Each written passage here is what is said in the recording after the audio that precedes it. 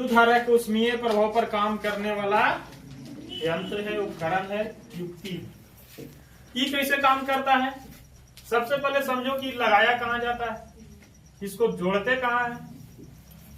तो देखो कहाँ जोड़ते हैं। जैसे मान लो ये घर है, क्या है? देखो ना, ठीक है बनाएंगे। यहाँ पे बल्ब है, बल्ब नहीं सॉरी, पोल है, बिजली वाला खंभा। अब देखता होगा कि बिजली वाला खंभा के पास है 3 गो तार आता है। पहले जब कवरिंग वाला सिस्टम नहीं था तो 3 गो तार आता था, लेकिन अब कवरिंग वाला हो गया तो एक ही हुआ आएगा, अंदर सब रहता है, ठीक ना। और सब जितना होगा घर के पास बिजली का खंभा, वहां पे वो बॉक्स टाइप के हो गया कि नहीं हो गया? पोखरे में सब रहता है, फेज वायर, मतलब 3 गो फेज वायर, एगो न्यूट्रल और एगो अर्थिंग।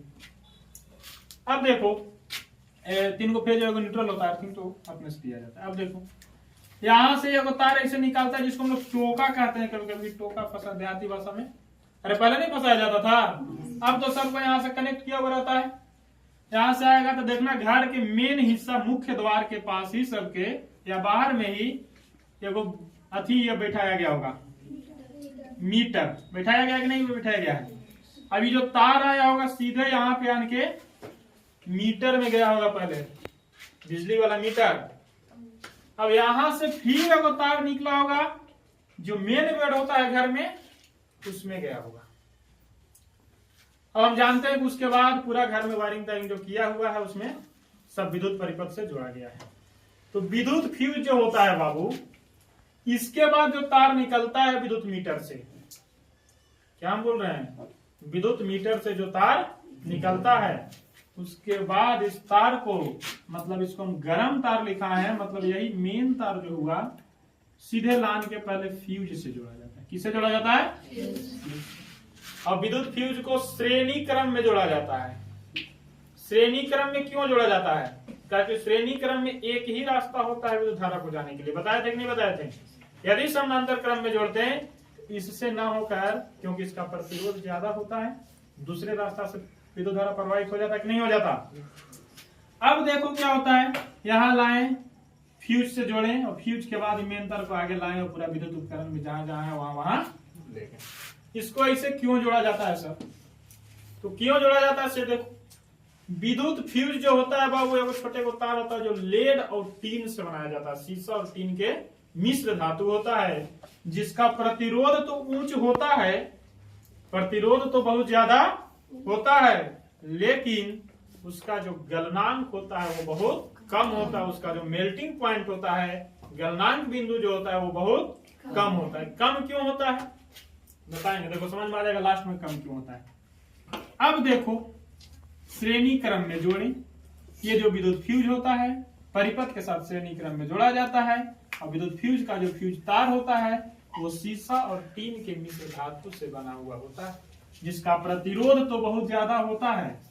प्रतिरोध क्या होता है? बहुत ज्यादा होता है, लेकिन इसका जो गलनांक होता है, मेल्टिंग पॉइंट होता है, वो क्या होता है? बहुत कम होता है। क्यों कम होता है? देखो होता क्या है कि कभी कभी देखता होगा कि अचानक घर में विद्युत धारा बहुत ज्यादा आता है, अचानक कहीं कहीं कुछ गड़बड़ी होता है, शॉर्ट सर्किट लगता है। जब बहुत ज्यादा विद्युत धारा आएगा, जैसे ही ज्यादा विद्युत धारा आएगा, हमारे घर में उपकरण तो बनाया गया है जो चल रहा है पहले से एक निश्चित विद्युत धारा पे। अचानक विद्युत धारा बहुत ज्यादा आया तो सबसे पहले फ्यूज से होकर गुजरेगा। सबसे पहले कहां से गुजरेगा? फ्यूज से होकर गुजरेगा। और जब फ्यूज से होकर गुजरेगा, हम जानते हैं कि फ्यूज का प्रतिरोध बहुत ज्यादा, और जेकर प्रतिरोध बहुत ज्यादा तो हीट भी उसका, तो प्रतिरोध बहुत ज्यादा तो इसका हीट भी क्या हो जाएगा? बहुत ज्यादा, मतलब तुरंत गर्म हो जाएगा कि नहीं हो जाएगा? अब गर्म तो हुआ, लेकिन इसका गलनांक बहुत कम है, मेल्टिंग पॉइंट बहुत कम है। मतलब जैसे ही एक क्षमता से तनिक से ज्यादा गर्म हुई, क्या हो जाएगा? टूट। और जैसे ही टूटेगा तो कनेक्शन छूटेगा। जैसे ही टूटा तो कनेक्शन यहां से टूट गया, जैसे ही कनेक्शन हटा बाबू, अब आगे विद्युत धारा जाएगा। और जब आगे विद्युत धारा नहीं जाएगा तो आगे घर में जितना भी उपकरण ऐसी फ्रिज, कूलर, वॉशिंग मशीन जितना लगा हुआ है सब हमारा बच जाएगा कि नहीं बच जाएगा। यदि फ्यूज नहीं रहता और ये सब उपकरण को चालू करके छोड़ दिया जाता बुलवास, और जैसे ही विद्युत धारा आता, फ्यूज तो है नहीं, सीधा जाकर उपकरण में घुसता कि नहीं घुसता, तो सारा उपकरण हमारा खराब हो जाता। और जब सारा उपकरण खराब हो जाता तो 5 रुपया के फ्यूज के चलते 50,000 के नुकसान हो जाता। होता कि नहीं होता? इसीलिए हम लोग फ्यूज को लगाते हैं। अब देखो फ्यूज आखिर काम क्या कर रहा है मेनली रूप से, तो फ्यूज क्या कर रहा है, सब उपकरण को बचाने का काम कर रहा है कि नहीं कर रहा है। घर में जितना उपकरण हम लगाए हैं सभी उपकरण को क्या कर रहा है, सुरक्षा दे रहा है।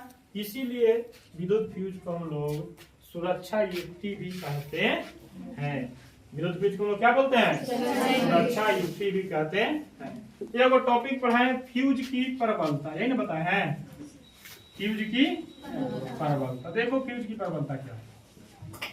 फ्यूज की प्रबलता एगो फिक्स मान होता है, फिक्स वैल्यू होता है कि इतना तक विद्युत धारा आएगा तो फ्यूज रहेगा, ठीक ठाक काम करेगा, लेकिन उससे ज्यादा हुआ तो फ्यूज टूट जाएगा।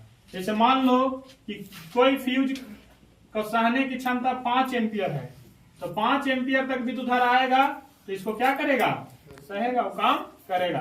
जैसे ही 5 से 6 एम्पियर हुआ फ्यूज क्या हो जाएगा, टूट जाएगा, और फ्यूज टूट जाएगा मतलब आगे काम नहीं होगा। तो जिस मान तक फ्यूज काम करता है, जिस अधिकतम मान तक फ्यूज काम कर रहा है, उस अधिकतम मान को क्या बोलते हैं, फ्यूज की प्रबलता। इसलिए फ्यूज को सुरक्षा युक्ति भी कहते हैं।